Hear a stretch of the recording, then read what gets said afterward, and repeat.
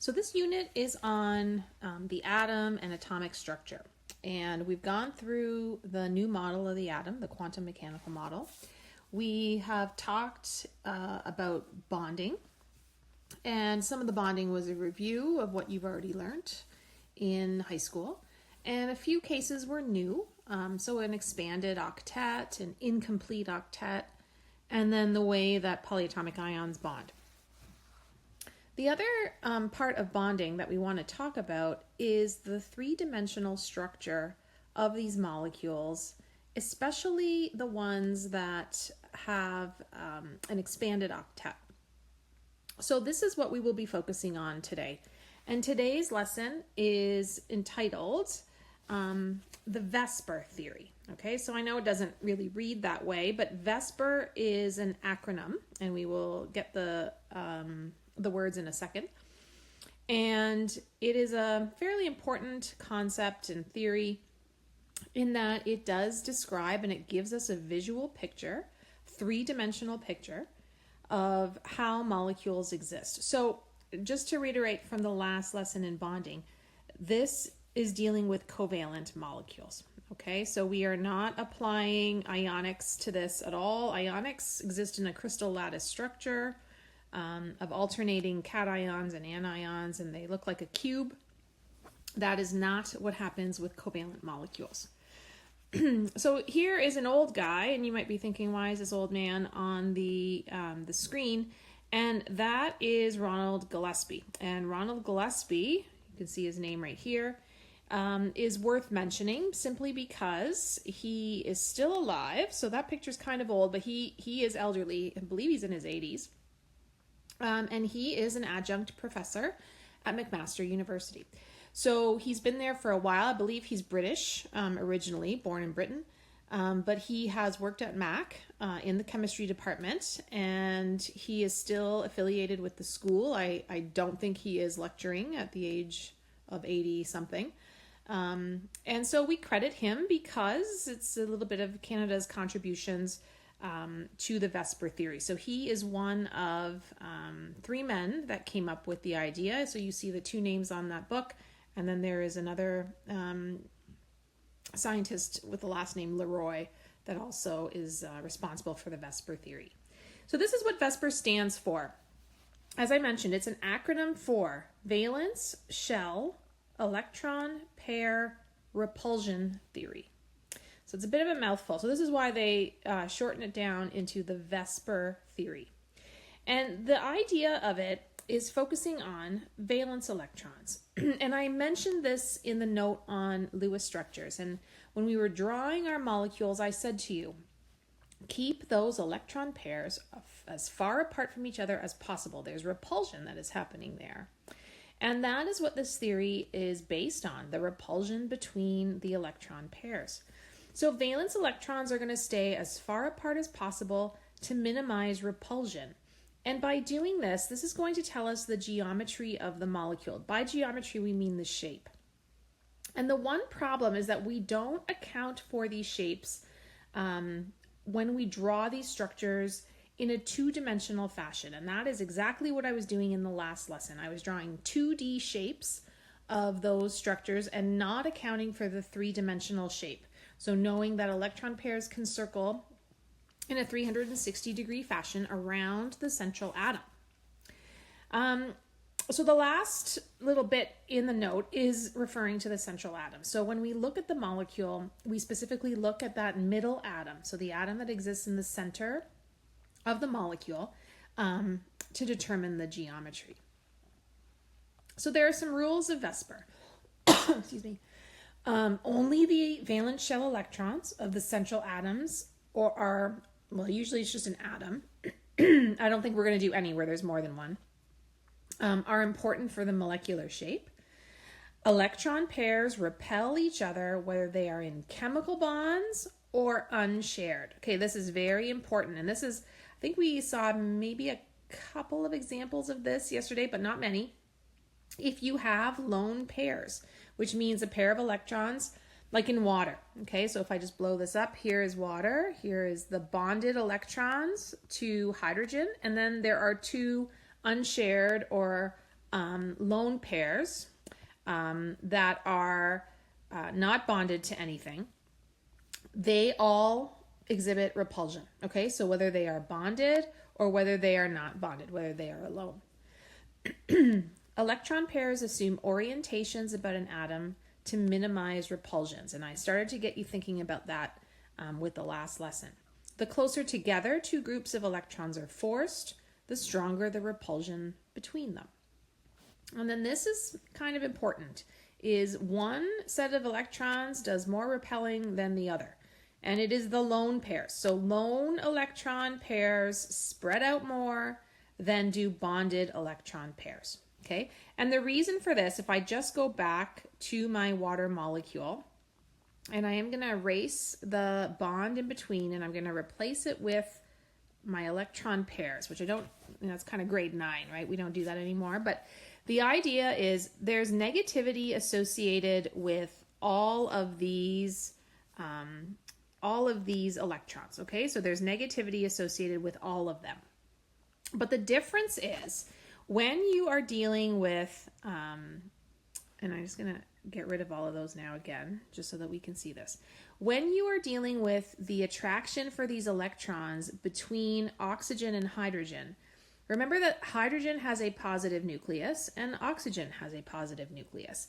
And so your attraction is spread out on both sides of the bond. When you look at a lone pair, okay, so if we look at this lone pair right here, you have an attraction for those electrons at the oxygen atom, and that's all. There's nothing happening on the other side. So when you have attractions on both sides, like what we see over here, you elongate the electrons' negative charge, and you spread it out a little bit more. When it's spread out a little bit more, it won't repel as much as it will over on this side of the molecule, where there is nothing on the other side, again, to attract that set of electrons. And so the repulsion around that lone pair is definitely greater than it is with bonded electron pairs. Okay, so how do we draw now a three-dimensional shape of these structures using the VSEPR theory? So we've done the first part already. It says, first draw Lewis structures around, Lewis structures of the molecule, including the electron pairs around the central atom. Okay, so done. We did this in our last lesson. Count the total number of bonding pairs and lone pairs, okay, around the central atom. So this is a little important step right here. And then based on those total number of electron pairs, both bonded and not bonded, you will select one of the following 5 shapes.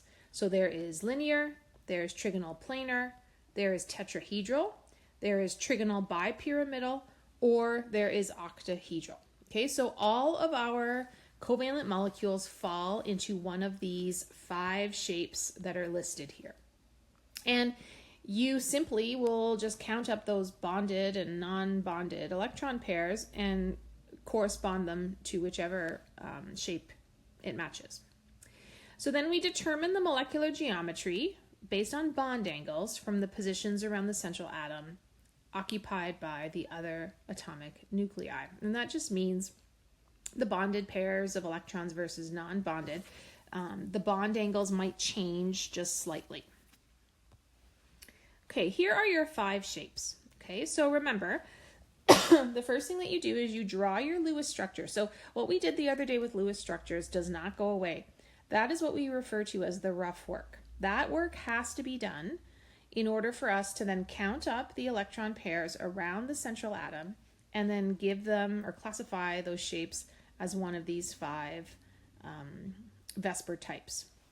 So if you had 2 sets of electrons around your central atom, so notice here it says steric number, but this would just refer to 2 sets of electrons around your central atom, you would have a linear shape, and it would look something like this. And the most important thing for you guys to note is the shape of it. It is linear, so it's in a line, and the bond angle. Okay, the bond angle would be 180 degrees. So remember, they're trying to repel those 2 electron pairs as much as they can.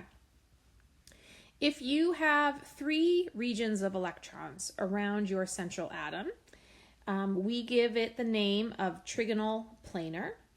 And to organize 3 sets of electrons around the central atom, they take on this triangular shape, and note the bond angle. They take on a bond angle of 120 degrees. Now, the next set is 4 regions of electrons. And I just want to now refer to this AX2, AX3, AX4. This is what we call VSEPR notation. Okay, so I will ask you for this, so make sure that you know what this means, VSEPR notation. And what the VSEPR notation is referring to, A is your central atom, and then X are the bonded atoms that are attached. So if you have a region with 4 sets of electrons, then this is what we refer to as tetrahedral. Okay, and tetra is the term that we use in science for 4. And this is now starting to look a little bit interesting. So when we looked at these 2 types of shapes, so linear and trigonal planar, I do want you to make a note that here the 2D shape is the same as the 3D.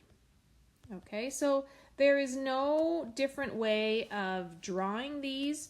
They are exactly the same as you guys would be drawing them on your paper.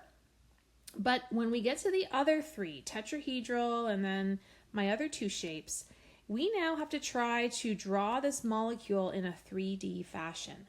And this can start to get a little bit confusing. So if we were in class, we would be using models to show the shapes. You are going to see a video instead that is going to give you the shapes of the structures, and you'll be able to see a 3-dimensional shape of them. But if we were to draw a tetrahedral shape on a sheet of paper, or what I'm going to do right now, I would have so here's CF4. So I would have my central atom as carbon. I would have my fluorine up at the top represented as 1 line. I would have that other fluorine off to the side here, okay, represented by, again, a straight line. Because what I can tell is that this bond and that bond are in the same plane. Okay, so they are lined up together in the same plane as we go through and do this. Now, these other 2, this one right here is coming out at us, so it's coming away from the plane, and the bond at the back is going behind the plane. So you would think that the plane is your sheet of paper, okay, or in this case for me, it's my screen. And these 2 bonds, again, the 2 fluorines over here that I've already drawn, are in line with your sheet of paper. They're in line with my screen. But the one that's coming out, I would use this like a shaded in like triangle. And the one that's going behind, we just use a dashed line like that.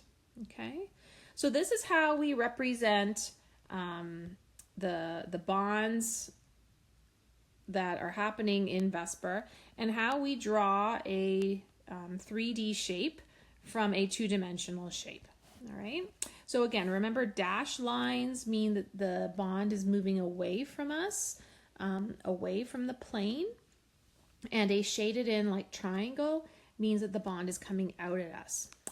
Tetrahedral, again, is a 3D shape, and sometimes it looks weird to people. People think that there are more bonds on the bottom, but they're not. Okay, so again, in the video, you're going to see the 3-dimensional shape.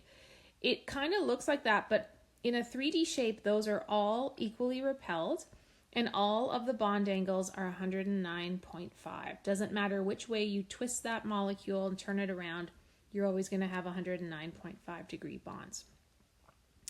Okay, if you have 5 regions or 6 regions of electrons, you have an expanded octet. Okay, so tetrahedral is the 85% of the time molecule, okay, because it's following the octet rule. But trigonal bipyramidal is if you have 5 regions of electrons, and in order for those 5 regions of electrons to maximize repulsion around the central atom, they take on this odd shape, okay? And I'm going to draw the shape for you now in, a 2D fashion. But again, how do we represent the bonds that are sticking straight out at us? How do we represent the bonds that are coming away from us? So I'm just going to get my highlighter here and show you. So right here, oh, that's not working. So right here, that bond, and this bond here, they are all lined up in the plane of your paper or in the plane of my screen. And so if I mimic this after PF5, I'm just going to blow this up. I'm going to have phosphorus, and I'm going to have my 3 fluorines represented by straight lines all lined up perfectly. And you see the bond angle as well. So I want to maintain that bond angle, and I want to show that I got 90-degree bonds between the 3 of them. Then if we look at this one right here, that is coming out at me. So if I want to represent a bond that is coming out at me, then I draw in, as best as I can, a little hard here using this pen on my tablet, a shaded in triangle. And then if I want to represent this bond at the back, which is going away, I use a dashed line, okay, just like that. So again, I know it looks maybe a bit odd to you, but that is what is happening. Let me just erase these so that I can show you the difference in bond angles. The 90-degree bond angles are happening here and here.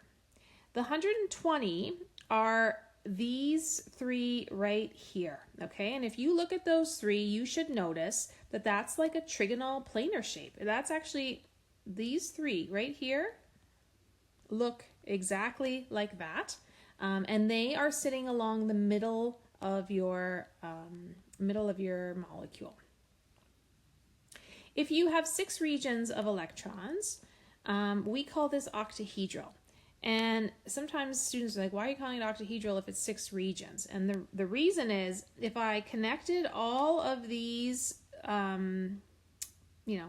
bonded atoms, let's say, so like from there and then to the back here, it starts to look weird, but you end up with an 8-sided structure. And so that 8-sided structure is why we call it an octahedral shape.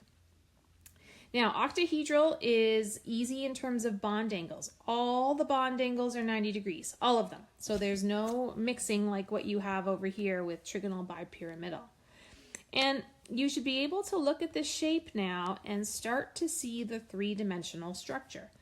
These guys right here are in the plane of the paper. I'm going to use different colors here. These guys over here are sticking out at us, and let's use purple here. These guys over here are sticking out behind the plane of the paper.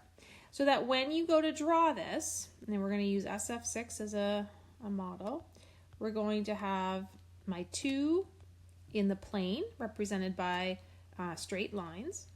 I have 2 sticking out at me, which is represented by these like shaded in triangles.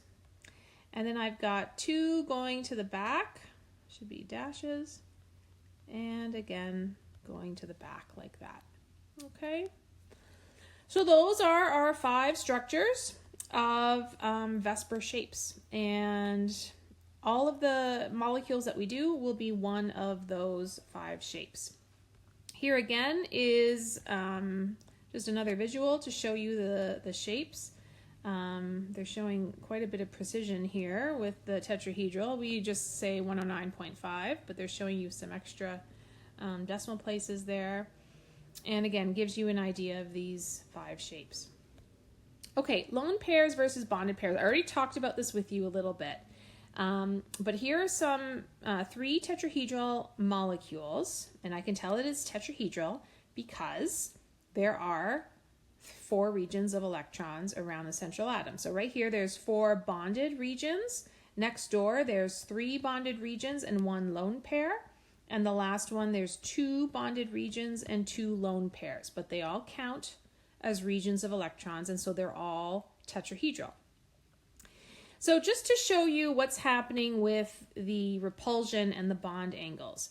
here is my classic tetrahedral shape, okay? And again, notice there's the shaded in triangle that I was trying to show you. There's the dashed lines right here. And because all of the bonded sites have atoms, it has that perfect bond angle of 109.5. Next door is ammonia, and ammonia has 3 bonded electrons, but 1 lone pair. And remember I was saying to you that with the lone pair, there's going to be more repulsion because there is nothing on the other side of that electron pair to attract it and elongate the electron density. So as a result, this repels more and it pushes down on the rest of these atoms, and you can notice the bond angle tightens up a little bit there. Okay, so just be aware that the bond angles will change if you have more lone pairs. If we look at, just get rid of that there. If we look at water, water has 2 regions of electrons that are not bonded. So they are really repelling. Okay, they're exhibiting a lot of repulsion on the 2 that are bonded. And look what happens to the bond angle. You get about a 5-degree difference from the original molecule where you'd have no lone pairs at all. Okay, so just a recap of that and something that you need to be aware of. Okay, let's go through and do some of our examples. So we're going to we're going to do Lewis structure like we did the other day, VSEPR notation, VSEPR name, the diagram. We're going to do bond angles. We are not going to do polarity right now. Okay, so you can cross that out. We're not going to worry about it. Okay, boron trihydride. Boron trihydride, we're going to draw the Lewis structure first. So I'll just blow this up. Boron has 3 valence electrons.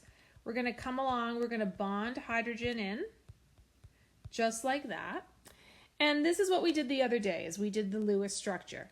We would have cleaned that up and we would have shown the electrons repelling as much as possible. But now we're just going to do that in addition to the VSEPR diagram. So this has 3 regions of electrons. 3 regions of electrons is going to allow me to push those hydrogens as far apart as possible, and that is a 120-degree bond angle. What is the shape of this, or the name of this structure? This is called trigonal planar. And then what would the VSEPR notation be? Well, you've got 1 central atom, which is A, and you have 3 bonded atoms, so we would call it AX3. Okay, so do we have all the info that we need? Yep, we do. So we have Lewis structure, we have VSEPR notation, we have the VSEPR name, we have the VSEPR diagram, and we have the bond angles. Okay, here's water. So let's go through and let's do Lewis structure first. So we know water is H2O. We're going to start with our oxygen first, put in 6 valence electrons for oxygen, come and bond your hydrogens to the single electrons that are there. And now we're going to translate that into our 3D shape and our name. So again, the order doesn't matter. If you want, you can count regions of electrons. So right now I have 1, 2, 3, 4 regions of electrons around my central atom. And so this means I have a tetrahedral shape. I'm going to draw my 3D structure. So I'm going to take my oxygen, and I need to draw it as a tetrahedral shape. So what I'm going to do is I'm going to put those lone pairs of electrons in the plane, like we saw when I was doing some examples of that. I'm going to have one of those hydrogens come out, and again, you can shade that in. And then I'm going to have one of those hydrogens going behind the oxygen atom like that. The bond angle. So we have bond angles here of less than 109.5 degrees. Okay, and that's all that I want you to say. I know that there's a specific bond angle there. I think in the note it was 104.5. I don't care about that. I just want you to be aware that the bond angles change, and between the atoms there's been more repulsion by those lone pairs. Okay, so those lone pairs are pushing down, and you have less than 109.5 between the bonded atoms. We also want you to do VSEPR notation. So A would be my oxygen in the center. X would be my bonded atoms, which are hydrogens, and I only have 2. But this is tetrahedral, so I should have 4 sets of electrons. So when we have lone pairs, we represent those by an E, and then we state how many lone pairs we have, and in this case it is E2. Okay, so there's my shapes. Okay, another one, carbon tetrachloride. Okay, well we can come up with the formula first if it's easier. So carbon tetrachloride is CCl4, and we're going to do Lewis structure first. So carbon has 4 valence electrons, chlorines have 7. So bring one around, pair it up, do it again, pair it up, bond all of those chlorines, and I'm going to do it again on the other side like that. Okay. So 4 regions of electrons around that carbon. So once again, I have tetrahedral. Not a surprise, tetrahedral is the most common shape for VSEPR. And I want to draw my 3D shape. And again, the way I have this drawn right here, look what we do. We always draw with 90-degree angles, and that is incorrect. Okay, and we're doing that because we draw it in a 2D fashion, not a 3D. So remember, with carbons, or in a tetrahedral arrangement, 2 of the bonds will be in the plane of the paper, and show them that they're going to have a 109.5 degree shape. Do not show them with a 90-degree shape. One of those is going to come out, and one will be going behind. Again, easier for you to draw dash lines than me with this tablet and the pen. And then put all the extra electrons around. And we're done. Oh, notation. We got to do a VSEPR notation still. So AX4, and we're done because we don't have any lone pairs here.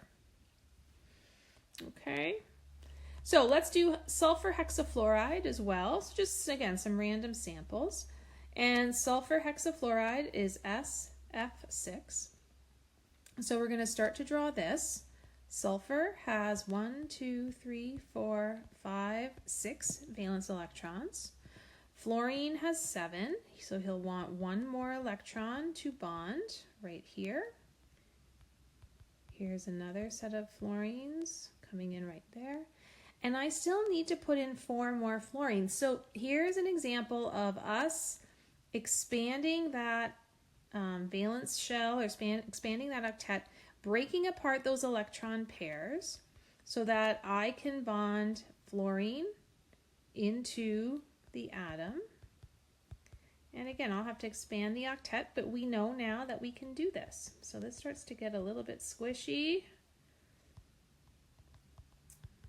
We'll just finish this off. Okay.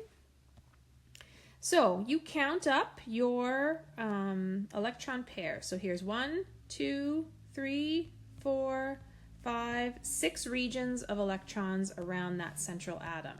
So 6 regions of electrons is the shape of octahedral, and I am going to show my sulfur, and you got to learn your shapes, in line in the plane with 2 fluorines.